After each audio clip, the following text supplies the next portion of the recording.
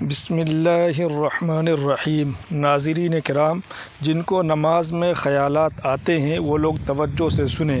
اس سے کیا ہوتا ہے، ایک بھائی کا سوال ہے کہ میں جب نماز کے لیے کھڑا ہوتا ہوں تو پتہ نہیں کہاں کہاں کے گندے اور برے خیالات میرے دماغ میں آنا شروع ہو جاتے ہیں۔ مجھے ڈر لگتا ہے کہ کہیں میرا ایمان تو ختم نہیں ہو گیا۔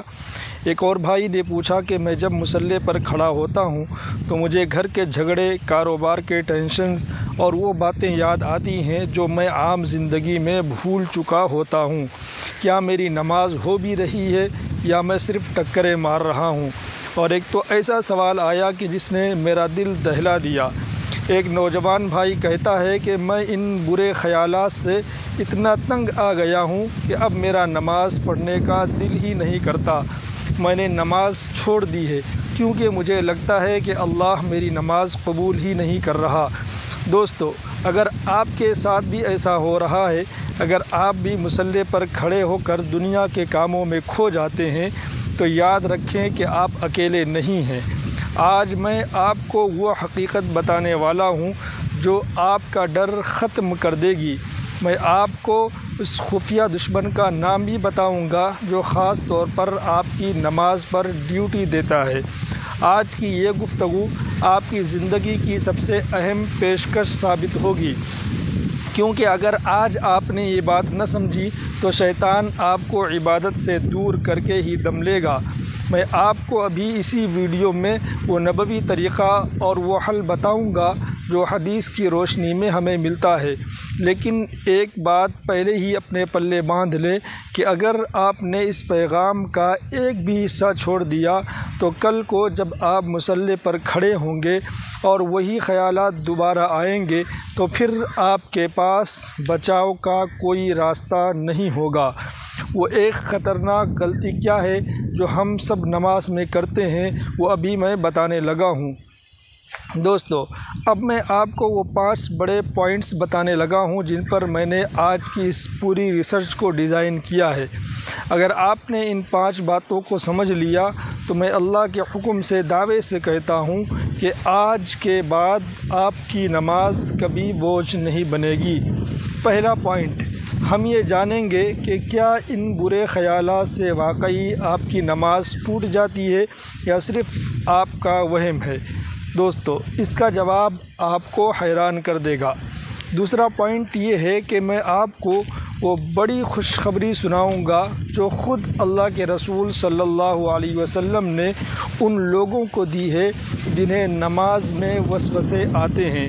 یہ سن کر آپ کا اپنی نمازوں پر یقین بڑھ جائے گا۔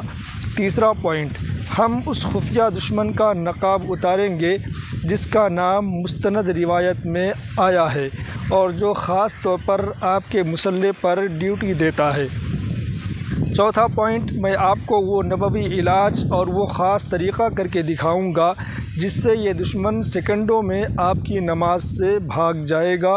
اور پانچواں پوائنٹ تو سب سے اہم ہے، میں آپ کو وہ 2 کام بتاؤں گا جو اگر آپ نے وضو کے وقت اور نماز کے دوران کر لیے تو شیطان آپ کے قریب آنے کی جرأت بھی نہیں کرے گا۔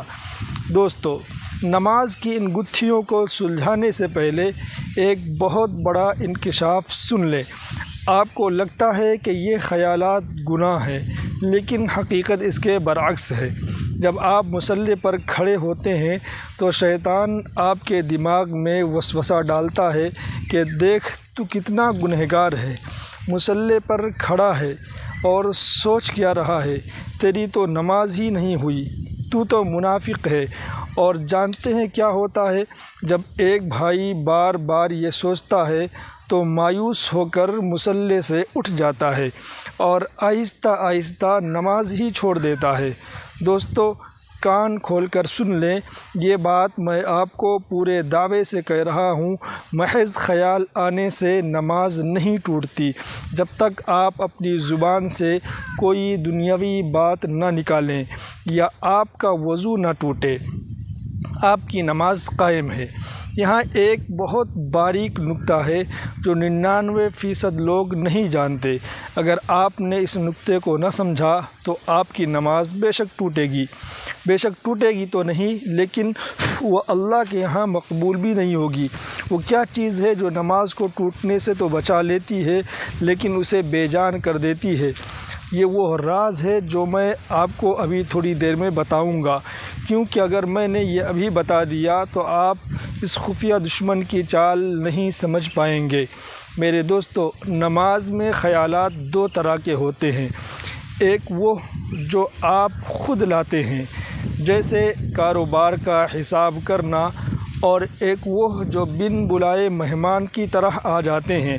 شیطان اتنا مکار ہے کہ وہ آپ کو نماز میں وہ باتیں یاد دلائے گا جو آپ کو سارا دن یاد نہیں آتی تھیں۔ آپ کو وہ حساب یاد آئے گا جو مہینوں سے الجھا ہوا تھا، یہاں تک کہ وہ آپ کو آپ کے دشمن کی وہ بات یاد دلائے گا جس پر آپ کو غصہ آئے۔ جانتے ہیں وہ ایسا کیوں کرتا ہے؟ کیونکہ اسے پتہ ہے کہ اگر اس نے آپ کا رخ اللہ سے پھیر کر دنیا کی طرف کر دیا تو آپ کی نماز صرف ایک جسمانی ورزش بن کر رہ جائے گی۔ میں آپ کو ایک ایسی مثال دیتا ہوں جو آپ نے پہلے کبھی نہیں سنی ہوگی۔ دوستو، فرض کریں آپ کسی بادشاہ کے سامنے کھڑے ہوں اور آپ کا جسم تو وہاں ہو لیکن آپ کی نظریں کہیں اور ہوں، اور آپ دماغ میں کسی اور کی باتیں سوچ رہے ہوں، تو کیا وہ بادشاہ آپ کو انعام دے گا؟ ہرگز نہیں۔ نماز بھی ایسے ہی ہے، یہ اللہ کے سامنے حاضری ہے، اور شیطان چاہتا ہے کہ آپ اس حاضری میں غیر حاضر ہو جائیں۔ اب آپ سوچ رہے ہوں گے کہ اگر نماز نہیں ٹوٹتی تو پھر ہم اس عذاب سے کیسے بچیں؟ تو میرے پیارے دوستو، اب میں آپ کو وہ بڑی خوشخبری سنانے والا ہوں جو آپ صلی اللہ علیہ وسلم نے ان لوگوں کو دی ہے جنہیں نماز میں برے خیالات آتے ہیں۔ آج سے 1400 سال پہلے صحابہ کرام رضی اللہ عنہم بھی اسی پریشانی میں مبتلا تھے۔ وہ اتنے ڈرے ہوئے تھے کہ حضور صلی اللہ علیہ وسلم کی بارگاہ میں حاضر ہو گئے اور عرض کی، یا رسول اللہ، ہمارے دلوں میں ایسے ایسے برے اور گندے خیالات آتے ہیں کہ ہمارا دل چاہتا ہے کہ ہم جلتے ہوئے کوئلوں پر لیٹ جائیں، لیکن وہ گندی بات زبان پر نہ لائیں۔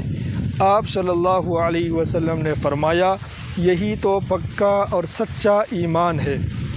اس کی مثال ایسی ہے کہ ایک چور کہاں چوری کرنے جاتا ہے؟ جہاں مال ہوتا ہے۔ آپ کا یہ جو دل ہے نا، وہ گھر ہے جس میں ایمان کا خزانہ چھپا ہوا ہے۔ شیطان وہ چور ہے جو آپ کے اس گھر پر ڈاکہ ڈالنے آتا ہے۔ اگر آپ کے دل میں ایمان نہ ہوتا تو شیطان کو کیا ضرورت تھی کہ وہ آپ کی نماز میں آ کر آپ کو تنگ کرتا؟ وہ آپ کو اس لیے تنگ کر رہا ہے کیونکہ آپ کے پاس ایمان کا سونا موجود ہے۔ اب وقت آ گیا ہے اس نقاب پوش دشمن کا چہرہ بے نقاب کرنے کا، جس کا نام خنزب ہے۔ یہ وہ شیطان ہے جس کا کام صرف اور صرف نمازیوں کو مصلی سے بھگانا ہے۔ خنزب کی پہلی چال یہ ہے کہ وہ آپ کو گمشدہ چیزیں یاد دلاتا ہے۔ دوسری چال یہ ہے کہ وہ آپ کو پچھلے جھگڑے اور میکے یا سسرال کی وہ باتیں یاد دلاتا ہے جو آپ کے گھر میں اودھم مچاتی ہیں۔ یہ سب سے خطرناک چال ہے کیونکہ یہ نہ صرف نماز خراب کرتی ہے بلکہ ہنستے بستے گھروں میں آگ لگا دیتی ہے۔ وہ آپ کو نماز کی رکعتیں بھلا دیتا ہے تاکہ آپ کو اپنی نماز پر شک ہو جائے۔ اس کا علاج خود اللہ کے رسول صلی اللہ علیہ وسلم نے بتایا ہے۔ آپ نے فرمایا، جب تمہیں اس کا احساس ہو تو اعوذ باللہ پڑھو اور اپنی بائیں طرف 3 مرتبہ دھتکار دو۔ یاد رہے دھتکارنے کا مطلب تھوکنا نہیں بلکہ صرف منہ سے ہلکی سی ہوا نکالنا ہے، جیسے ہم تھو تھو کرتے ہیں۔ اپنی گردن کو ہلکا سا بائیں طرف موڑیں اور 3 مرتبہ آہستہ سے اعوذ باللہ من الشیطان الرجیم پڑھ کر 3 بار بائیں طرف دھتکار دیں۔ وہ خنزب وہاں سے ایسے بھاگے گا جیسے کسی نے اس پر آگ کا گولا پھینک دیا ہو۔ اب وہ 2 طریقے سن لیں جو آپ کی نماز کو مضبوط قلعہ بنا دیں گے۔ پہلی بات، وضو ٹھیک سے کریں۔ وضو صرف جسم دھونے کا نام نہیں بلکہ روح کو تیار کرنے کا نام ہے۔ جب آپ کا وضو کامل ہوگا تو آپ کے گرد نور کا ایک ہالہ بن جائے گا جسے توڑنا شیطان کے بس کی بات نہیں ہوگی۔ دوسری بات، نماز کا ترجمہ سیکھیں۔ جب آپ کو پتہ ہوگا آپ الحمدللہ رب العالمین کہہ رہے ہیں تو اس کا مطلب ہے تمام تعریفیں اللہ ہی کے لیے ہیں جو تمام جہانوں کا پالنے والا ہے۔ جب آپ کو لفظوں کا مطلب پتہ ہوگا تو آپ کا دماغ کہیں بھاگے گا ہی نہیں، وہ ان لفظوں کے پیچھے پیچھے چلے گا۔ اور دوسری بات، نماز کو ٹھہر کر پڑھیں۔ جلدی میں کی گئی نماز شیطان کی دعوت ہے اور سکون سے پڑھی گئی نماز رحمان کی خوشنودی ہے۔ ایک ایک لفظ کو چبا چبا کر ٹھہر کر ادا کریں جیسے آپ اللہ سے براہ راست کلام کر رہے ہوں۔ آخر میں وہ نشانی سن لیں جو بتائے گی کہ آپ کی نماز قبول ہو گئی۔ اگر نماز کے بعد آپ کے دل میں افسوس ہو کہ ہائے میں اپنی نماز میں اللہ کو صحیح طرح یاد نہیں کر سکا تو مبارک ہو، یہی وہ نشانی ہے کہ آپ کی نماز قبول ہو گئی، کیونکہ جس کی نماز قبول نہیں ہوتی تو وہ اکڑ کر مصلی سے اٹھ جاتا ہے، لیکن جس کی قبول ہوتی ہے اللہ اسے عاجزی دے دیتا ہے۔ یا اللہ ہمیں ایسی نماز نصیب فرما جس میں صرف تو ہو اور تیرا ذکر ہو، ہمیں اس خنزب کے شر سے بچا لے، ہماری ٹوٹی پھوٹی نمازوں کو قبول فرما لے، آمین اللہم آمین۔ میرے دوستو، امید ہے کہ آج کی میری یہ مخلصانہ کوشش آپ کی زندگی اور آپ کی نماز بدل دے گی۔ اگر آپ کو لگتا ہے کہ اس پیغام سے کسی ایک بھائی کی بھی نماز بچ سکتی ہے تو اسے صدقہ جاریہ سمجھ کر ضرور شیئر کیجئے گا۔ اللہ تبارک و تعالی ہم سب کا حامی و ناصر ہو۔ اللہ تبارک و تعالی آپ سب کو خوش اور آباد رکھے، ہمیشہ ہنستے اور مسکراتے رہیں۔ ملتے ہیں انشاءاللہ ایک اور نئے موضوع کے ساتھ، تب تک کے لیے اپنا بہت سارا خیال رکھیے گا اور اپنے بھائی کو بھی اپنی خصوصی دعاؤں اور اپنے دل کے کسی کونے میں ضرور یاد رکھیے گا۔ جزاک اللہ خیرا و احسن الجزاء۔ اللہ حافظ۔